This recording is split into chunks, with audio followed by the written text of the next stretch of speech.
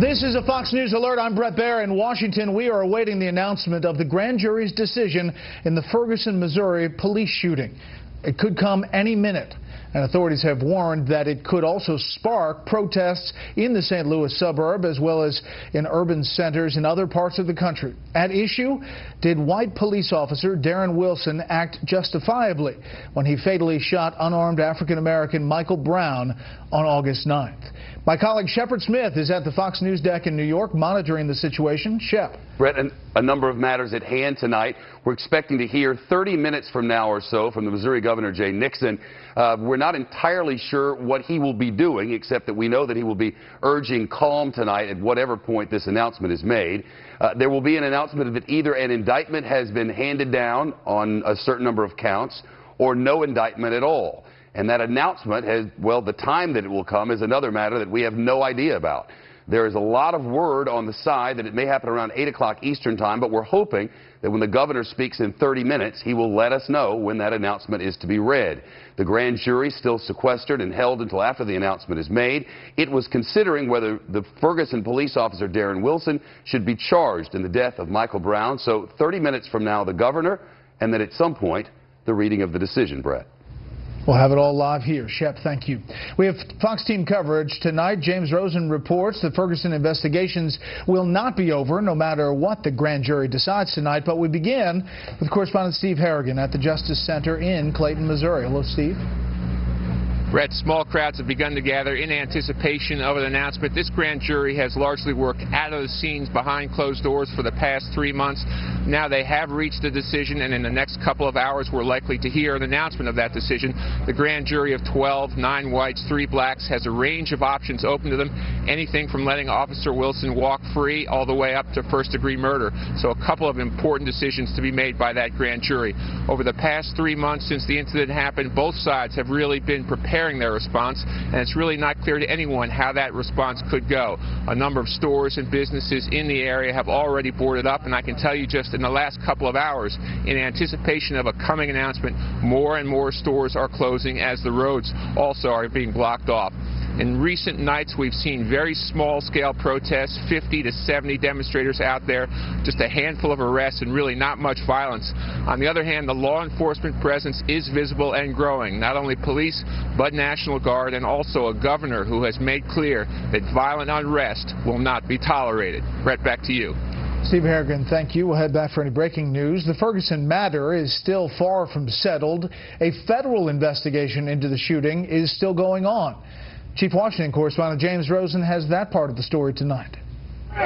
Within 48 hours after the shooting death of Michael Brown in Ferguson, Missouri on August 9th, as violent unrest roiled the city's streets, Democratic Governor Jay Nixon requested that the Department of Justice open a federal criminal investigation. One official said would supplement rather than supplant the inquiry already being conducted by local authorities. The Department of Justice has been dedicated resources to this, and we've been in touch with civil rights leaders, both in the area and nationally. Those resources would come to include over 40 FBI agents on the ground and a second autopsy of Michael Brown's corpse by a medical examiner from the Defense Department. Critics of the Obama administration and Attorney General Eric Holder in particular expressed doubt that DOJ would conduct an unbiased probe. Yeah, I just think it's a pity it's the federal government that should be responding. I mean, look, Why is it a pity? Because I don't think this should be a federal issue, at least certainly not at this stage, not at this stage of the investigation. We're not living in the year of segregation, of Jim Crow. This is 2014. Who among us thinks that bringing Eric Holder's Department of Justice in is going to enhance the likelihood that we'll have an investigation that's impartial, objective, and professional?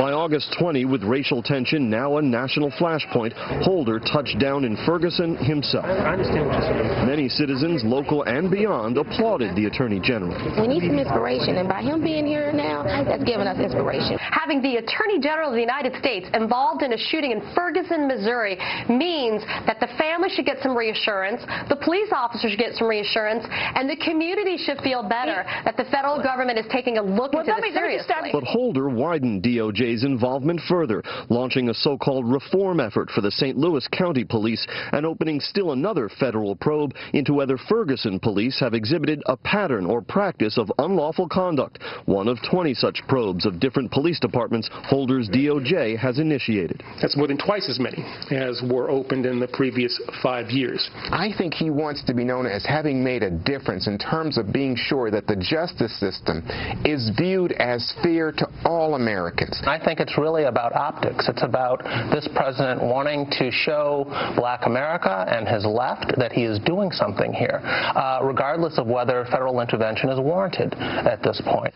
With his own resignation already announced, Attorney General Holder has warned that none of the federal investigations he's ordered in Ferguson is being conducted according to any timeline, meaning they will likely come to a head under his successor. Brett? James, thank you. Now to the other big story of the day. Since President Obama's repudiation by the voters in the midterm elections, speculation has run rampant here in Washington on who would pay the price. Tonight, we know. Defense Secretary Chuck Hagel is out. Officially a resignation, but U.S. officials are saying anonymously that he was fired. We have Fox team coverage on that tonight. Britt Hume here in the Bureau with what Hagel's departure means for the president. But we begin with Chief White House correspondent Ed Henry and a change at the top of the Pentagon. Good evening, Ed. Good evening, Brett. Everyone tried to put a happy face on this move today, but administration insiders tell me and our own Jennifer Griffin at the Pentagon, make no mistake about it, this was a firing. I consider myself extraordinarily lucky to have had him by my side. President Obama went on for so long about Chuck Hagel's sterling credentials as defense secretary, he tried to push the idea the Republican had resigned on his own, though the word appropriate was a clue. Now, last month, Chuck came to me to discuss the final quarter of my presidency and determined that having guided the department through this transition, it was an appropriate time for him to complete his service. Let me just say that Chuck is and has been a great friend of mine. Hagel went out of his way to say Vice President Biden was a dear friend and noted both the president and the secretary learned a lot from Biden. And even though top White House officials like Susan Rice and Dennis McDonough were there, Hagel pointedly left them out of his references to teamwork. I want to thank the entire leadership team at the Pentagon. Without their support and wise counsel over the last couple of years, our many accomplishments, and the President noted some, I have been part of that, but it's a team. Hagel had clashed with the White House, and insiders were not pleased by a memo to Rice suggesting Syria policy was failing because there was not enough focus on removing President Bashar al-Assad. Hagel was tired of micromanaging by White House aides, according to Republican John McCain, who said the secretary expressed deep frustration in a meeting last week. Already the White House people are leaking, well, he wasn't up to the job.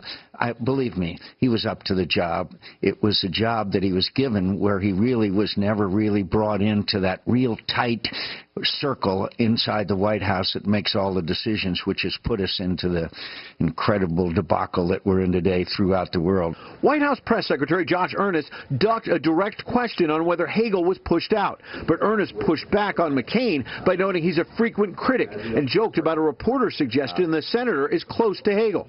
Yeah, I don't think that was on full display during his confirmation hearings, but that's a reference to McCain and others pouncing on Hagel's disastrous performance at his confirmation hearing in January 2013 over Iran policy. I've just been handed a note that I misspoke and said I supported the president's position on containment. If I said that, it meant to say that obviously his position on containment, we don't have a position on containment. The tension only grew this summer when Hagel got far ahead of the president on ISIS. Oh, this is beyond anything that we've seen, so we must prepare for everything. His two predecessors, Robert Gates and Leon Panetta, both wrote books that were scathing about the president. Any concerns that Secretary Hagel was headed in that direction? No, I haven't seen any evidence of that. I think that one of the hallmarks of Secretary Hagel's career is he's somebody who's been extraordinarily loyal to his country and to his commander-in-chief. As for Hagel's successor, Democratic Senator Jack Reed has already pulled out of consideration, focused now on two Obama insiders who previously served at the Pentagon, Ash Carter and Michelle Flournoy. Flournoy would be the first female defense secretary ever, though, of course, any pick is first going to have to get through a new Republican Senate come January. Brett? Ed Henry, live on the North Lawn. Ed, thank you. Senior political analyst Britt Hume is here tonight with perspective on the Hagel ouster. Good evening, Britt. Hi, Brett. It barely matters if Chuck Hagel decided to step down on his own or was forced out. His departure leaves President Obama to clean up a mess of his own making. Hagel was almost no one's idea, the best qualified person when he was appointed, which is why his fellow Republicans in the Senate nearly all voted against him. They suspected he was chosen by a president seeking a malleable Republican who wouldn't resist Mr. Obama's plans to further downsize the military and reduce this country's footprint in the world. After an embarrassingly inept performance in his confirmation hearing, he was approved by the smallest margin in the history of the job of defense secretary. This was never going to end well, but one of the ways it ended badly is a surprise. When the ISIS threat emerged, Hagel started telling the truth about it, as did senior military commanders under him. That put Hagel and his Joint Chiefs chairman at odds with the White House, which wanted to do something about ISIS, but not very much. Hagel, who was hired to represent the White House to the Pentagon, ended up doing the reverse, at least on ISIS. On that score, his tenure looks a bit like that of his predecessors, Bob Gates and Leon Panetta, who both advised President Obama against courses of action the president preferred, which now leaves the president 0 for 3 in his quest for a pliant Secretary of Defense. Brett? What about that effort, going forward? You have these names, Michelle Flournoy, Ash Carter, Jack Reed, the next secretary to be. Well, Reed is out. The most obviously well qualified, I think, for that job would be Michelle Flournoy, who served as the Undersecretary for Policy in this administration under Gates and Panetta, and enjoys a considerable reputation as a defense intellectual and policymaker. I'm not sure the president will pick her. She'd be a great choice, but she's strong and capable and will have her own set of views about what this country needs to be doing with its military establishment. That might not be what the president's looking for, but she would be quite a choice. Ash Carter, perhaps as well. Okay, Britt, thank you. This is a Fox News alert. We now know the Ferguson police shooting grand jury decision will be released at 9 p.m. Eastern Time tonight. Stay with Fox News Channel for the latest developments.